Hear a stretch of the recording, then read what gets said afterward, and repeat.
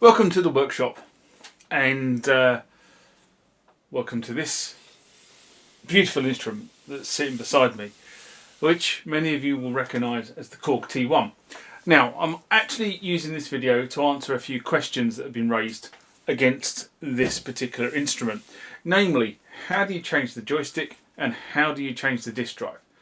So that's what we're going to be doing in this episode.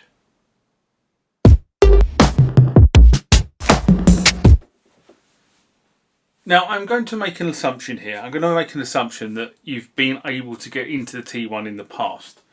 But if you haven't, the way you get into the T1 is very simple. There are 3 screws to undo to get into the T1. So I've moved the T1 so it's up on blocks, as you can see like now. And then screw 1 is there, screw 2 is there, and screw 3 is there. Now, as you can see, that I've been inside this T1 and people before me have been inside this T1, so those screws have been undone several times, which is not unusual.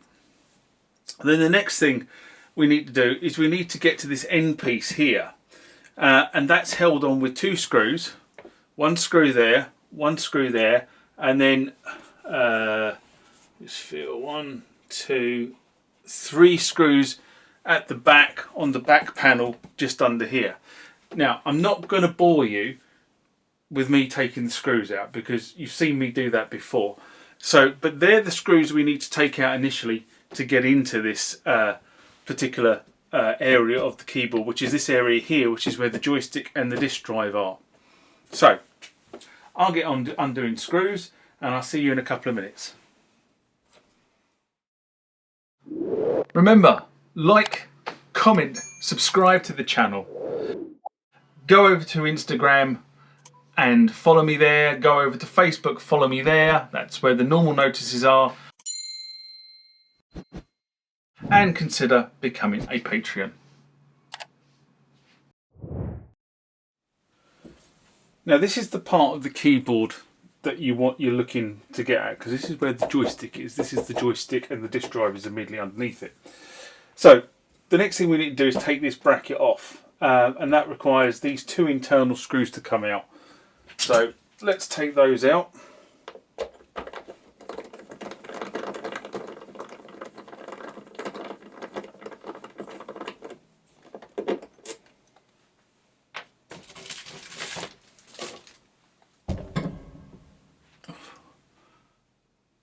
Sorry, it's my head hitting the camera mount.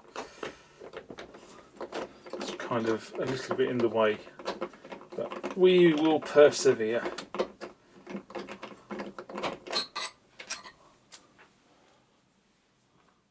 And theoretically this side piece comes off just like that, so I'll just put that to one side. So we've now got this piece exposed.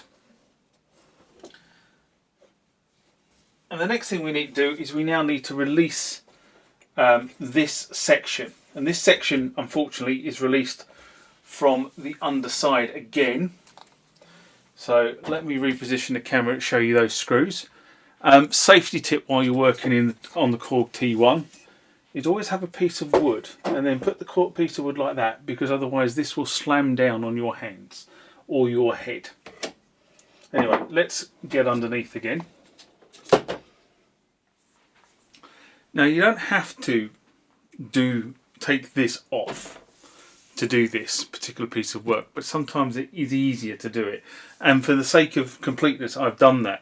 And to get this off, there is a big screw. And when I say a big screw, it looks a bit like that. It's a fairly long screw. And then you have 1, 2, 3, 4, 5 smaller, almost self-tapping screws, which are like that. And then the same big screw at the end over here.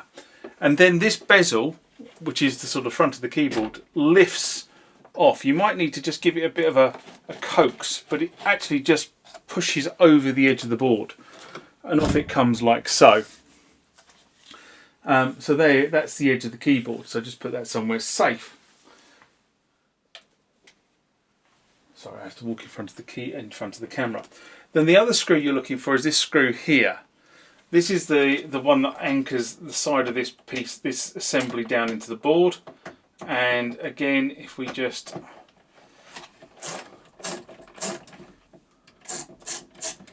you shouldn't be able to see this, I'm not sure whether it's in focus, but this whole assembly now is loose.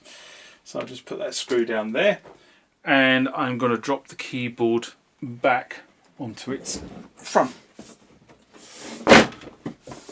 Sometimes I think this is a bit of a two-man job when you're working with this keyboard because it is so heavy. Right, I need to put the camera back above the keyboard. Okay, next screws you're looking for are these two screws here, which hopefully you can see on camera, but they're just onto the board on the inside, and you just lift these two screws up like so.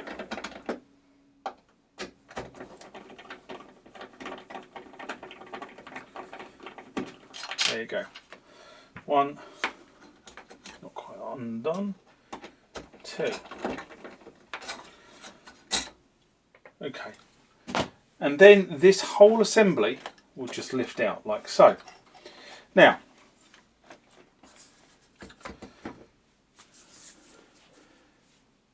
what you'll notice is that this assembly has a ribbon cable which is to do with the floppy drive.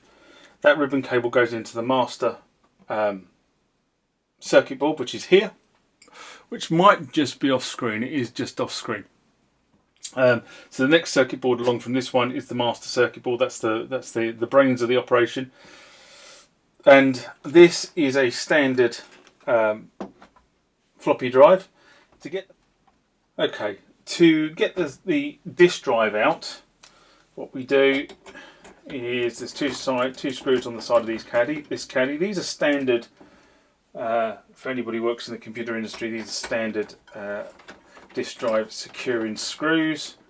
There's two on one side, and then you flip the caddy over. There are two on the other.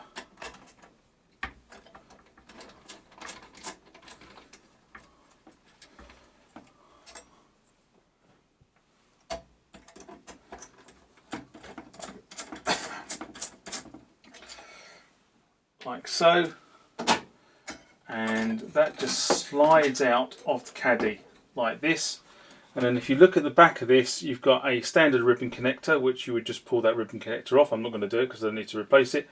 And that's the power connector that runs back to the power board, which is way off to the that way. So to my right, up the camera on the camera. Now, this is for anybody who is actually interested, made by Alps Electric Co. I will put a picture of the label that is on this drive. I think this is an original by the looks of it. Looks original to me, so it's done pretty well for its age. But that's the disk drive. That's how you would replace the disk drive. So the other question was, how do you get to the joystick? Well, you have to go through that whole procedure to get to the joystick. And I'm not going to remove my joystick because there's no reason to do it. But effectively, the joystick is these cables here. They run to a connector on the board, which is you can readily identify. But to get the joystick module out, what you do effectively is you take 1, 2, 3, 4 screws out, and that whole joystick module just lifts out in one go. So when you get your replacement, you just drop it in. Now, unfortunately, this is where you're going to have to do a little bit of soldering, because obviously this joystick comes wired to the board, and your new joystick, I suspect when you buy it from eBay, will not come wired to the board. So my advice to you is, and I'll take some photographs of this so that it can pop up on screen, but there are 4 cables connected to that potentiometer and 4 cables connected to that potentiometer. And what you need to do is desolder those and resolder those in exactly the same order as you desoldered them. Now, obviously I'm not going to do that because mine works perfectly, so why would I take it out? This is purely for demonstration, guys. Why is there 2 potentiometers? Well, if I turn this back the other way, like so, this joystick moves in 2 directions. It moves in that direction, that's potentiometer 1, and it moves in that direction, which is potentiometer 2. That's how you get the full range of XY movement, because the potentiometers are doing that. Or doing that is more correct, isn't it? But that's the reason why there are two of those. So by now the image would have flashed up on screen so you can see these. But you will have to, as I say, desolder those and resolder. So this is actually a soldering exercise for you guys. So if you're not comfortable with solder, get a service tech in to do this piece for you. But it is actually a relatively simple job. So hopefully that's good. I'm now going to put this all back together, and it's due to go to storage this afternoon, so I will put it all back together and then it can merrily make its way off to storage again, because I'm not using it at the moment, unfortunately. Okay, one last comment before you shut this whole thing up is when you put this back together, this ribbon should come out of the left hand side and it should be fairly free and unkinked, and then obviously it goes down the board. And these two wires here, again, you just want to make sure, and I've actually done it myself now just to illustrate the point, that neither of these wires or all of these wires are snagged. And I have done exactly that. I have caught that wire underneath this mounting bracket, which is not what I intended to do. Just make sure that all the wires are free. So it's a good job I checked myself. And then make sure this is all secured down. Like so. What you don't want to do is you don't want to tighten this whole thing back up and then realise you've caught a wire and broken the wire. Now, I never tighten anything down until I'm ready to tighten anything down. I just really hold things in so I can get everything back in place. But that was just a sort of a top tip, if you like. Make sure you don't snag the wires so they're free and don't cause any problems. There you go. So if you followed all those instructions, theoretically you now have a working joystick and you have a working disk drive. Now, last top tip, probably should have put this in the body of the video but I didn't. You have to reassemble this in the same order you took it to pieces. And the reason for that is if you did decide to take this front bezel off because you wanted to make it easier to get to this piece, the disk drive over here and the joystick, then these two end pieces have like a piece of metal that hooks onto the back of this. So basically this has a lip and the metal effectively slides in behind that lip, holding this flat against the keyboard itself. So if you didn't reassemble it in the way that you unassembled it, you're going to end up with a point where you can't get this bezel back on because you can't lift it up and over. This end piece needs to slide into it, so it slides in behind. So if that were the bezel, it has a lip that comes over like this and the metal slides in behind it, so it holds the bezel flat to the keyboard. And I'll tell you the reason why I know that, because I tried to take a shortcut when I reassembled the keyboard and realised that I did exactly that. And I should have known better because I've taken this off before, but I didn't, and that was the result. Was I ended up having to take the end piece off again to be able to put the bezel on and then put the end piece on. So that's another top tip in terms of when you're working with the T1. The third top tip when you're working with the T1 is make sure that there is somebody else around, because this keyboard, I don't know how, I can't remember what the weight of this keyboard is, but it's fairly weighty. It's not necessarily the weight that's the problem though. I mean, I can shift this keyboard around. It's the size. This keyboard is, you know, a full 88 keys long. What does that equate to in feet and inches? I should know this off the top of my head, but I don't. So I'm just going to do it while I'm here. So that's 1.5 meters long. And so that 40, is it?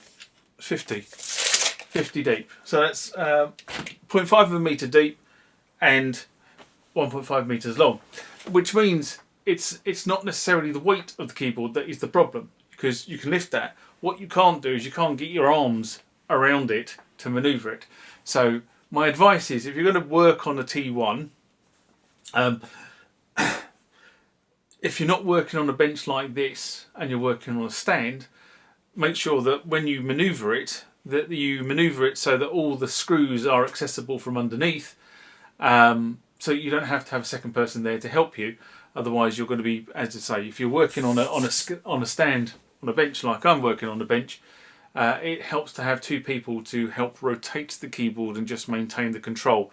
Now the other thing I'm doing is I've obviously got the keyboard's actually on chocks, so it's actually off the bench, so I can get my hand underneath the keyboard and other things that are underneath it. So, but there is another reason why it's on a stand, because when I did the replacement screen on here, I put a potentiometer on the back of here so I could do contrast, and I don't want to knock that potentiometer.